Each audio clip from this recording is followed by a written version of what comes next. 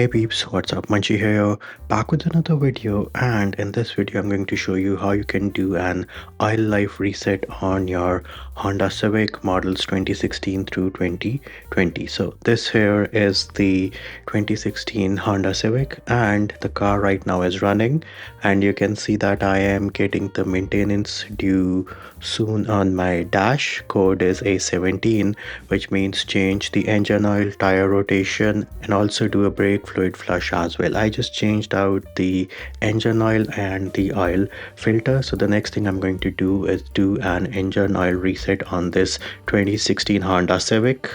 So the car right now is running, and all you have to do is use the I button on your steering wheel, and once you keep pressing it, you'll see this screen, which are different options. And once you're on this screen, you can use the arrow keys to toggle between the different options. And once you reach this wrench icon, all you have to do is press the enter on your steering wheel. And next up, you will be all the oil life screen. So in my case, it is telling me that the oil life is at 15%. The code below that is A17.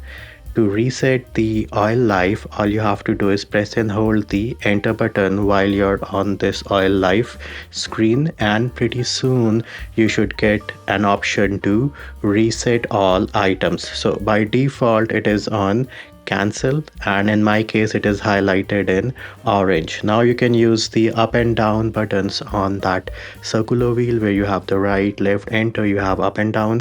Use those buttons to switch to the different options. You'll get options like item 1, item 2, item 3, and once you reach all due items, the next thing you need to do is press the enter key one more time. So once all due items is highlighted, press the enter button, and then you should get a success message. So we are going to press the enter button while all due items is highlighted in orange in my case, and there it is. We got the message that reset was complete, oil life is now at 100%, and there it is peeps. That is how you reset the oil life on your Honda Civic models 2016 through 2020.